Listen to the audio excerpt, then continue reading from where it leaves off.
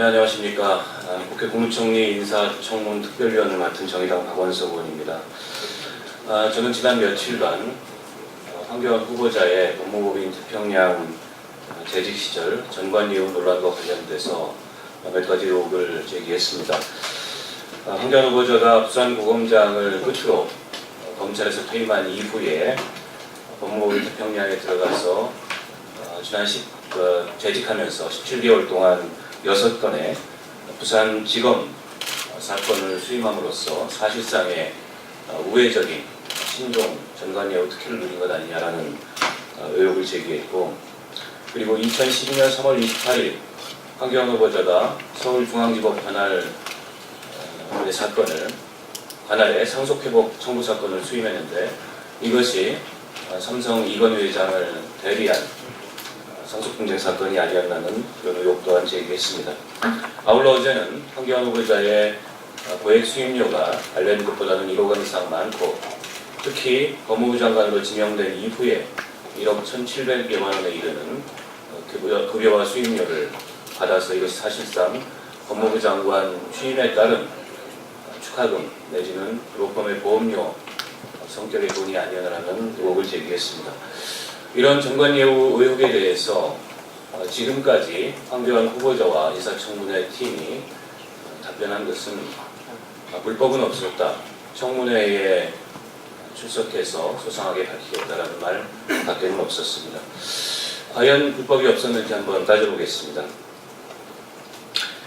황교안 국무총리 후보자가 지난 2012년 수임해서 전관예우 의혹이 불거진 청원아이스 정호동 회장의 횡령 사건과 관련해서 황교안 후보자는 정식 선임계를 제출하지 않은 것으로 확인이 됐습니다. 이처럼 정식 선임계를 제출하지 않고 사건을 수임하는 방식은 형사사건을 맡은 고위 전관 출신의 변호사가 재판에 영향을 미치기 위해서 이른바 전화변론이라는 형태로 변칙적인 사건을 수임하는 전형적인 모습입니다. 이는 변호사법 제29조와 변호사윤리장전 제20조 위반이고 탈세 가능성 또한 매우 농후합니다. 그런 만큼 황교안 후보자는 이 사건을 선임계 없이 수임하게 된 구체적인 경위와 소득 증빙 서류를 제출해야 할 것입니다. 더불어서 황교안 후보자가 법무법인 태평양에 근무하면서 총 119건의 사건을 수임했다고 법조윤리협회를 통해서 밝혔는데, 그렇게 수임한 119건의 사건 중 정식으로 변호사 선임계를 법원에 제출하고 수임한 사건은 몇 건이며, 정식으로 법원에 변호사 선임계를 제출하지 않고 이른바 전화변론을 통해서 변호사 업무를 수행한 사건은 몇 건인지 또한 정확하게 밝혀야 될 것입니다. 황교안 후보자는 법무법인 태평양 재직 당시인 2012년 6월 청원아이스 정호동 회장의 횡령 사건을 수임했습니다. 이 사건은 2심까지 유죄 판결이 났던 사건입니다. 그런데 황교안 후보자가 사건을 수임한 이후에 최종심에서 대법원에서 결과가 뒤집어졌습니다. 당시 재판부 주심 대법관은 이미 알려진 대로 황 후보자와 고등학교 동기 동창이고, 해당 사건은 당시 황 후보자 소속 로펌인 태평양이 아닌 김현장 소속 변호사들이 수임하고 변론한 사건이라는 점에서 매우 이례적이며, 황 후보자가 여기에 참여한 것은 매우 이례적이며 악성 전관예우일 가능성이 높다는 점을 이미 지적한 바 있습니다. 그런데 그 이후로 제가 대법원의 사건 진행 내용 등을 확인한 결과 황교안 후보자는 이 사건에 대해서 정식 선임계조차 제출하지 않았습니다. 고위 전관 출신 변호사가 정식 선임계를 내지 않은 채 전화 등을 통해서 형사사건 관련 재판에 개입하는 것을 속칭 전화변론이라고 합니다. 이는 변호사는 법률사건이나 법률사무에 관한 변호인 선임서 또는 위임장 등을 공공기관에 제출할 때에는 사전에 소속 지방변호사회를 경유하도록 규정하고 있는 변호사법 제29조와 변호사윤리장전 제20조 2항을 위반한 것입니다. 위법이며 불법입니다. 또한 변호사가 사건을 수임했을 때 변호인 선임서를 제출하지 않고 전화, 문서, 기타 어떠한 방법으로도 변론 활동을 하지 못하도록 규정한 변호사윤리장전 제20조 1항에도 위배됩니다. 관련법상 1천만 원 이하에 해당하는 과태료 처분 대상이며 변호사법에 따른 대한변호사협회의 징계 대상에 해당합니다. 이런 전화변론은 또한 소득 누락에 따른 탈세의 가능성도 농후합니다.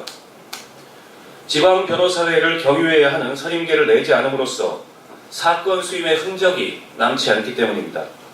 통상 수임료를 수령하게 되면 부가가치세와 소득세 그리고 주민세를 내야 하지만 선임계를 제출하지 않으면 이를 확인할 길이 없기 때문입니다. 이런 사실들을 종합해 볼 때 황교안 후보자가 전화변론을 통해 실제 재판의 영향력을 행사했고 관련 소득까지 누락시켰다는 의혹을 제기하기에 충분합니다. 실제로 황 후보자는 국회에 제출한 인사청문 요청 안에서 변호사로 활동할 당시 법무법인 태평양으로부터 수령한 급여 이외에 다른 소득 증빙 자료를 별도로 제출한 바 없습니다. 따라서 황교안 후보자가 청원 아이스 사건과 같이 법무법인 태평양이 변호하지 않고 다른 로펌이 변호한 사건에 선임계 없이 수임함으로써 참여한 경우 해당 소득을 확인할 길이 없습니다. 황교안 후보자는 이 사건에 대해서 무료 변론을 한 것입니까? 무료 변론을 한 것이 아니라면 그 사건과 관련돼서 받은 보수에 대한 소득 증빙을 해야 될 것입니다. 이와 같은 전화 변론은 이미 사회적으로도 큰 문제가 된 바 있습니다. 2000년대 초 권력형 비리로 세간을 떠들썩하게 했던 이른바 이용호 게이트의 장본인인 이용호 씨를 변호했던 법무부 장관 출신 김태정 변호사는 선임계를 제출하지 않은 채 1억 원의 수임료를 받고 전화 변론을 했다는 이유로 대한변협으로부터 과태료 400만 원의 징계를 받은 바 있습니다. 뿐만 아니라 최근 불거진 선박왕 사건에서도 권혁 회장이 선임한 10명의 변호인 외에 고위검찰 출신 3명의 변호사가 선임계를 제출하지 않은 채 수억 원을 받고 사건을 수임한 사실이 드러나 논란이 일었던 바 있습니다. 최근 대한변호사협회가 법조윤리를 확립하고자 회원들에게 배부한 유형별 주요 징계 사례에서도 이 같은 전화 변론이 주요 사례로 거론된 바 있습니다. 또한 대한변협 하창호 회장은 최근 한 언론 인터뷰를 통해 전관 변호사가 선임계도 안 내고 전화 변론을 해주는 것만으로 억대 수임료를 받는다. 이것은 단순히 탈법만이 아니라 탈세가 된다고 비판한 바 있습니다. 전화 변론은 전형적인 전관예우 방식으로 탈법만이 아니라 악성 탈세 수법입니다.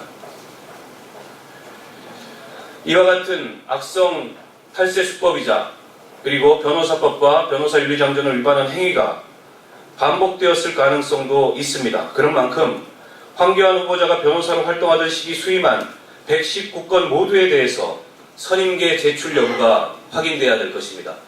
과연 황교안 후보자는 119건의 사건 중 정식으로 선임계를 내고 수임한 사건은 몇 건이며 정식으로 선임계를 내지 않고 전화 변론을 통해서 한 사건은 몇 건인지 스스로 밝혀야 할 것입니다.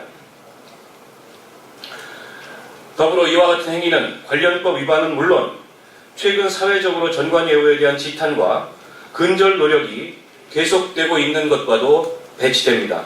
과연 황교안 후보자가 그토록 강조했던 법과 원칙은 누구에게 적용되는 법과 원칙인지 묻지 않을 수 없습니다.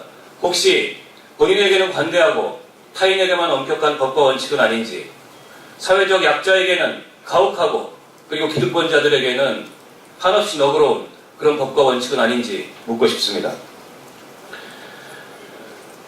황교안 후보자는 이와 같은 전화 변론을 하게 된 경위에 대해서 구체적으로 소상하게 밝혀야 할 것입니다.